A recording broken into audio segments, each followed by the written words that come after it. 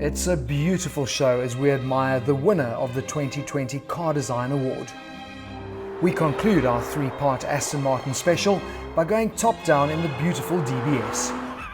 And we meet the team behind Drifari. So they may not be beautiful, but the locations and the production on their show certainly is.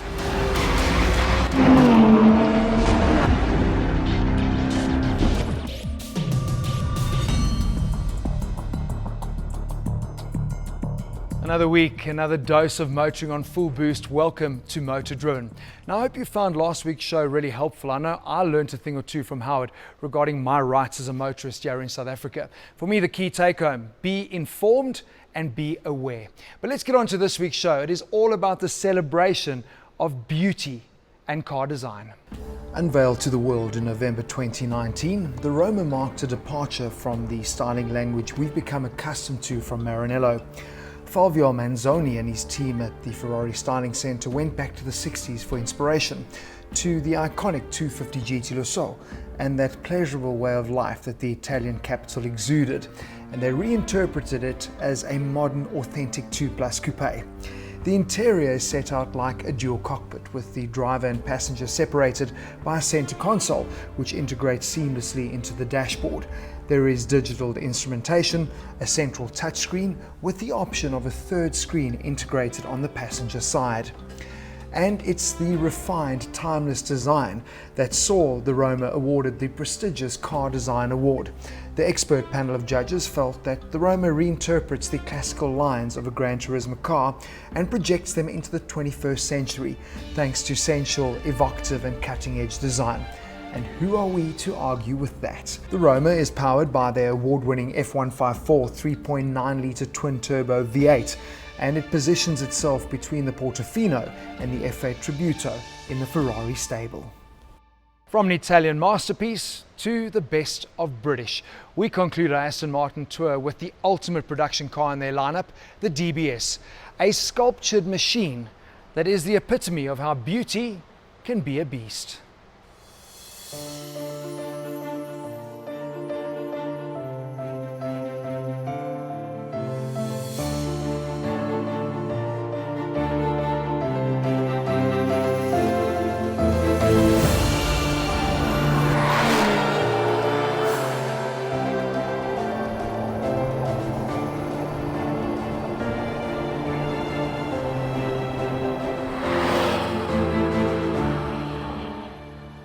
That imposing oxygen-guzzling hexagonal grille that feeds the beast, the Aeroblade slashes, the sills, splitters and double diffusers that are dominant in their duality, a real manifestation of purposeful design and engineering. The interior is all about superb materials and quality finishings, but they do mask an interior layout and design that does need an update. Aston Martin's description of their creation remains the best, beautifully brutal. Back in the day, it was intended as the successor to the DB6, as a larger coupe with 4 full seats. Instead, the two were both available until it finally got the V8 engine, for which it was always intended in 1969. Now, at the time, it was the fastest 4-seater production car in the world, so obviously James Bond needed it on Her Majesty's Secret Service.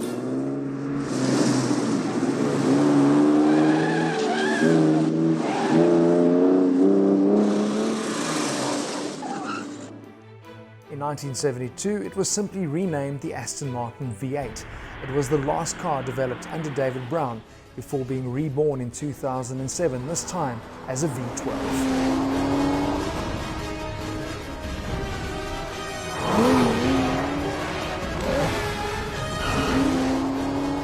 In June 2018, they unveiled this, the DBS Superleggera, as their flagship V12 Grand Tourer, replacing the Vanquish and also paying tribute to the Italian automobile coach builder who helped Aston Martin develop their lightest GT cars in the 60s.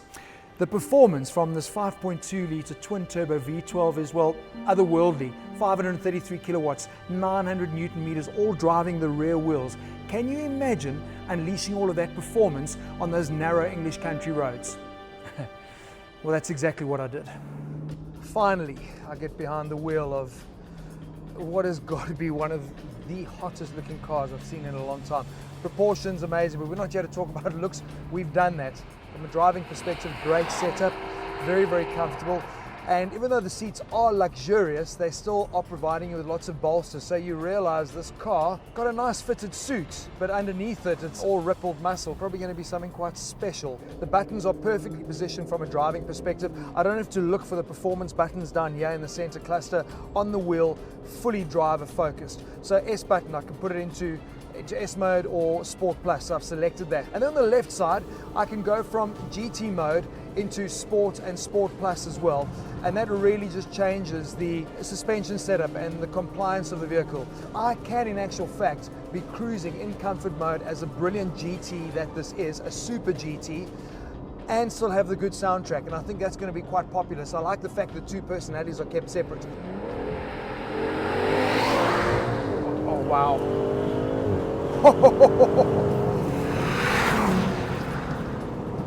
Bloody hell. Brutish the way it delivers its force. In a time where people are saying, oh, small combustion engines are the way to go, Aston Martin have stuck to their guns with a V12, and that soundtrack is just absolutely glorious. This engine is a thing of beauty. 5.2 litre V12 twin turbo. If I wasn't so busy behind the wheel, I'd be clapping hands now. And we're talking crazy speeds, 340 kilometers an hour, 0 to 100 in 3.6 seconds. That is blisteringly fast. Equally impressive, they've got an 8-speed ZF box in here. Get it into dynamic mode now and start working your way through the pedals, and it's actually unbelievable how responsive it is. But look at the turn-in. This is a big car, unbelievable, and it's just so crisp on the front end.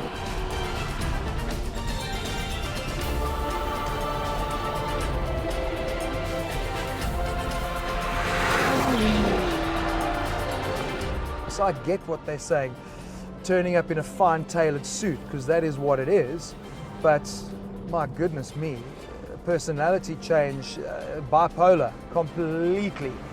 This is an incredible piece of machinery. And to put that performance in perspective, besides the significant jump up in power compared with the engine in the DB11, the DBS weighs nearly 200 kilograms less thanks to the extensive use of carbon fiber. Opting for the Volante with its roof mechanism almost cancels out that weight saving though. It can also generate 180 kilograms of downforce thanks to the F1 inspired double diffuser. This is the highest ever for production Aston Martin. And trust me, you are going to need it. But then at the turn of the dial, it's an elegant, refined GT. Yes, it is pricier than the Bentley Continental GT, which is the better all-round GT. But it is the DBS you're going to hunger to drive again and again. Oh, and I would go for the Volante. Now, I never hid the fact that I wasn't a fan of the earlier Aston Martins. For me, I just felt there was very little to distinguish between the different models, and they never quite lived up to that Aston Martin heritage. But that all changed with the models that they started producing as part of their second century plan. Vehicles that suddenly, with Marek Reichman and his design team, had unique character styled into each one of them, and dynamically very, very difficult to fault. But for me, the fact that they continue to produce V12 engines and haven't succumbed to the pressure of driving all four wheels, it's advantage Aston Martin.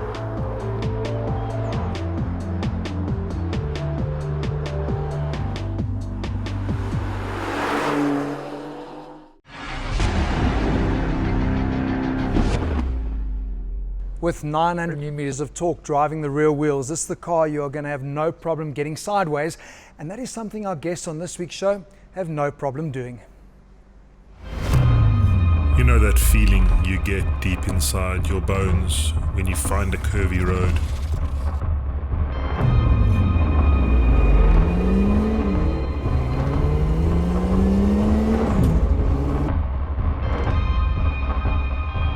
That feeling that tingles and forces you to smile. That feeling that drives you to push yourself to be better. That drives you to exceed your very own expectations. That's what we crave. We're on a mission we're on an adventure. What happened at dinner? I'm gonna go sit. That sucks. No, you're good. No, you're gonna.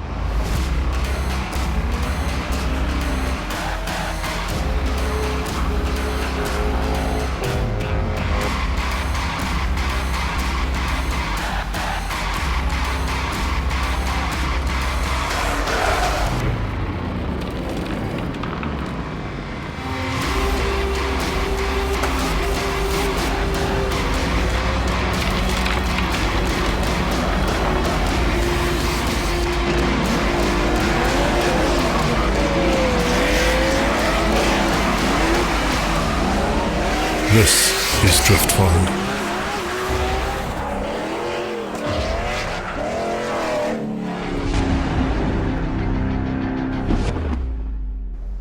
Can I just say, unfreaking believable.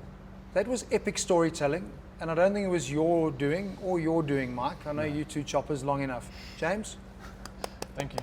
round of applause, bud. Proud of that? I am, yeah. It was a hell of a lot of work, so I am really, really stoked with it. We're going to get into what went on behind the scenes, because I've worked with these guys. I've played rugby with Mike for long enough, so I know the chaos that goes on. Jim, this is something very different, and it was kind of forced upon you guys from a COVID perspective, thinking out the box. Yeah, you've got SA Drift Series. You guys have been running it for how many years? 10 years, 10, 11 years. Now suddenly you can't, no events. No events, no, can't do anything. There was that little loophole. You know, you always have to try and look for opportunity. So we saw you could do productions, you could do some filming, and we've done a couple of things for TVs and TV adverts and movies, but we had to give back to our sponsors. You know, they've sponsored. We lost nearly half of our sponsorship because guys pulled out. They didn't want to do anything. And for the rest of the guys, we're like, wow, we need to do something. And Mike came into my office the one day and said, that's it, we've got to do something. We're gonna go on safari. So I'm like, that sounds pretty cool, but we can't call it safari. And then Driftfari was born. And we wanted to give back to our sponsors and partners that have helped us. But we wanted to do something different. You've seen movies and you've seen TV shows, Top Gear, Gas Monkey. We wanted to take the little bits of all of those that make it really cool and plug it into one type of little series. And we wanted to showcase our beautiful country. I mean, it was incredible. And just have fun doing it, you know. We've always decided to have fun whenever we do stuff. And I think James, when he first came on board, the first couple of meetings was very prim and proper and was trying to get things done. And yes, we'll do it this way and we'll do it that way. First day of production, just get it done. Throw the rule book out the window. But hang on, let's put it in perspective. You guys are still super organised, Mikey, and that's where you come in. I mean, I'm quite surprised. Our days of playing rugby together, you were all over the place, but you try to play scrub. Take that one in the gut. But very organised, because putting something like this together, massive logistics. Closing Golden Gate for you guys to go and drift through a national park, the harbour, all those sort of sequences. You the paperwork, jumping through the hoops guy. I think we kind of had an idea and a schedule in our minds, but it was putting that all together. Once you were on the road, the schedule went, you know, for a baller, you know. Yeah, you can say it. Yeah. But, you know, each stop had its own challenges, but we were able to jump over those hurdles. And, you know, I think going in to visit the people who were responsible to give us the permissions was always the big thing, you know, and always the little hook in the mouth, so we could convince them. But it did take a bit of effort, took a bit of money to get some of the permissions passed and greenlit. And then once you had done that, we were able to negotiate with the Metro, with the guys to close the roads when we needed them closed. But everyone, when we did do it, everyone was super excited. Yeah. When we went to Sand Parks, it was jumping a lot. You know, what are you going to do? What are you going to leave behind? What's your footprint? What's your green footprint? Fair questions. You know, and when they say to drifters that burn rubber, what's your green footprint? And like, it's black. we're going to leave some marks. Black lines, but it was, you know, once we got there and they could see that is we that were a bumper sticker? once they saw that we were dead serious and we were wanting to get this done and we were wanting to showcase this incredible countryside, everyone from national parks to Inanda to even racetracks were going, no charge, come. We can see you guys just want to do stuff. It had never been done before. Never it was been something that was like fresh. So I think they were more open to it. When we said to the guys, we're bringing drift cars up this mountain pass, they're like, no ways, man. Just look off the cliff. There are 4 car carcasses. He's not Are lying. you crazy? Look off the cliff and there's 4 carcasses. But I just think negotiation in future. Strap the guy into the car and then have that conversation, because I've seen you talk and drive. Have that conversation with him while you are hanging the car precariously off a cliff. He's always going to say yes just to get out of the Just car. to get up. I think the bonus was that most people didn't know what drifting was essentially by definition. They And just that's thought it why was this a whole program. bunch of cars coming up in a Yeah. motorcade up a mountain pass, you know. They didn't know it. It's new. It's just fresh, you know. So it gave us a little bit more to negotiate and play with. So once they saw it, they were like, oh, maybe there won't be a next time. No, but I'm pretty sure there's going to be, because this is my thing. Next year, COVID back to normal, hopefully, and we can have events, and it's starting to get there. SA Drift Series is going to run again, but I'm sure there's going to be Driftfari too, because the storytelling that came out of it, I mean, you can't leave it there. No, No, sure. I don't think we will. We've already started planning. Well, but, James is looking very happy about that. James is very excited. Can I have 7 months off? Let's talk about the nightmare of working with these guys, because they are so full of energy, so infectious. And you've got Eric the Viking. I mean, Stacey was there. You've got some really big personalities, but really easy guys to film. To put a camera on them, there's going to be good content. But what a nightmare from an editing perspective, because you've got tons, gigs of cuck that you've got to kind of wade through. So, what did you say? Yeah. Because his term was Cack. Metric shit ton. a metric shit ton. Literally. Shit ton. First night we've been filming, and he's sitting there and he's listening to us talking and Brian, and he starts loosening up, and he just sits there going, guys, first day and I've got a metric shit ton of We content. could literally make 6 episodes out of the first 2 days. But how do you wade through that? Because, I mean, I was on the shoot with you guys when you were in PE, only 2 of you. I mean, what you've pulled off here is amazing. I mean, what's your process wading through all that stuff? And did you have a clear idea of how each episode would run? So one of the biggest bits of advice that I got when I started filming was, while you're shooting, edit in your mind. So you're piecing things together while you're shooting. So I was doing that the whole time. So when I got to the editing table and started editing at my desk, literally everything, I had my goal in my mind. The And you're not difficult overshooting. part. Yeah, well, we did, but we have enough content to back ourselves up if my idea did not work. Yeah. The difficult part was, this was the first time I've ever had a second shooter on board with such a large project. And now his mind frame is not exactly the same as mine. So I don't know what his shots look like. So that for editing, most of the time it's me going through his footage and choosing out the best parts of his footage. But with mine, I kind of had a rough idea on what I had in my storage. Because that is difficult, because you can almost end up saying, listen, I must then shoot to cover for him because I don't know what he's going to get, but you've got to trust him to do his job 100%. and have that brief. But and still, I have major trust issues, so it was difficult. but still to put all that stuff together, incredible. Highlight for you out of all of that? Some of my best cinematic moments wasn't the most fun part, and the most fun part wasn't the most difficult part. And we had some challenges breaking down, both our cars on Inanda Pass just breaking down. But while the crew, and it's boiling hot, and Mike and I are standing there going, look at this, on the side of a mountain overlooking Inanda Dam. 2 broken drift cars. 2 broken drift cars, guys frantically putting cars back together. James up top going, how long are you guys going to take on the radio? And Mike and I just calmly knowing that shit's going to happen. Yeah. The guys are going to put it together.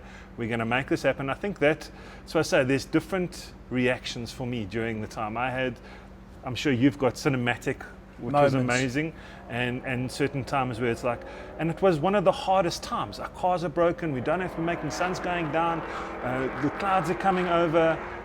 But it was probably one of the most awesome little times. I'm like, this is amazing. On the side of a mountain, overlooking a dam in KZ, and we're drifting the mountain pass.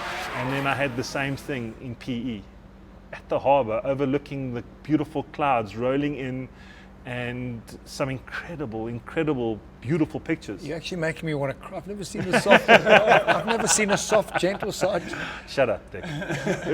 Okay, James, I've just managed to dry the tears. Thanks, Jim. Beautiful moment. Don't leave me hanging. Oh, sorry. Beautiful. Yours. Highlight. Probably Desi Raceway. We got the camera car set up with the rig on the front. Now we've always struggled with it on the front, and I couldn't figure out why. Eventually, we figured out it needed more weight to kind of push the shock down, and then it operated. So finally we weighed it down on the front and we got it right. So myself and Lawrence were kind of chasing the cars, but now on a 1.6 Caddy, chasing a drift car around desert, it's not going to work. So eventually Jim was like, no, I want to try. So I'm like, okay, all right, cool, let's go. So we eventually figured out that we could park in different spots, and as they came drifting around, we could join in.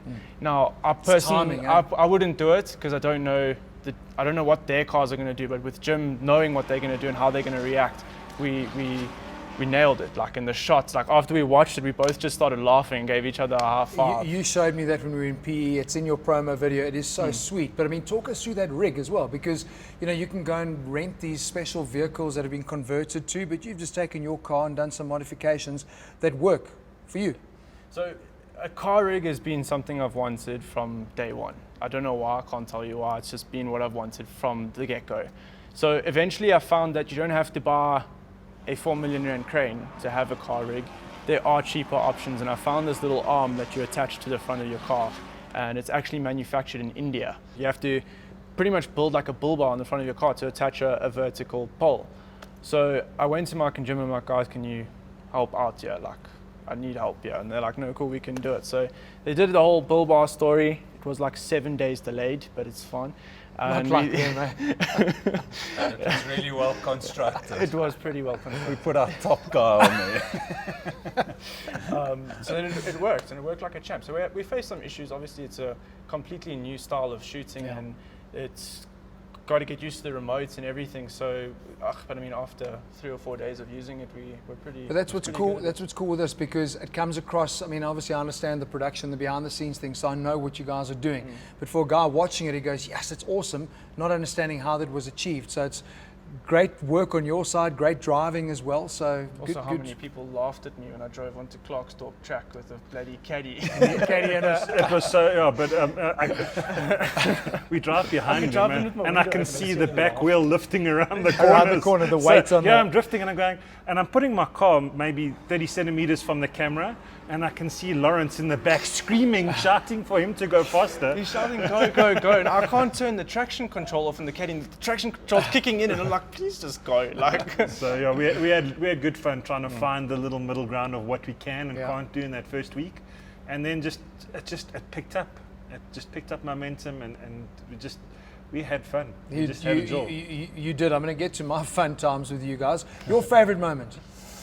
I don't think it was one. I think there were days, sunset moments where in the sand park near Harrismith we had a beautiful shot of Stacey spinning on a skid pan. Basically it was like a cul-de-sac in the middle of nature. It was beautiful, and the sun going down behind the mountain. That was a real special moment. I think there were multiple at the harbour. But everywhere we went there was one thing that stood out. So to have one moment, I can't say, but just being around the guys, having fun, laughing. It's amazing that you can put 14 people together, one lady, 13 men, and the Oaks still get on, you know. It was Yeah. just one of those twists. Everyone got on. I don't think there were any times we were really angry or cross or... We had lots of challenges, but I think we just took the challenges head on. Weather-wise, Yeah. we weren't blessed with great weather, and we still made it work. In fact, I think the weather did actually work with the sun going. Makes it more dramatic with that and lighting. Yeah. And you know, talking about that thing there by the mountain with Stacey, I know James was panicking because it was overcast, the sun was going down, and we were all like, just wait, Yeah. just wait, let's just see what happens.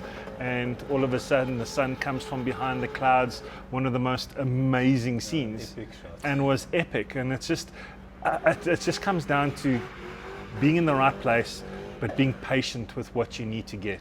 I But did Jim- say enjoying surfing with you was quite cool too. That was a real That was Well, fun. I mean, cool moment. We've never done it before, and Never. that's where the movie started at in our minds. Was we watched this 1982 or 1966 remake 82 movie called Endless Summer, and that's where the idea for Jafari Bruce came Brown from. was amazing, man. Yeah, initially. So that was a great moment for us. I love taking you guys surfing. I just Yeah. got very uncomfortable when you started telling me about the Dolphins.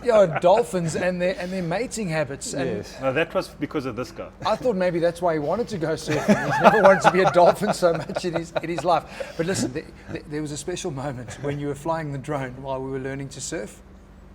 Do you remember that moment? Oh no, you're not going there, Marius. No, you should mention it.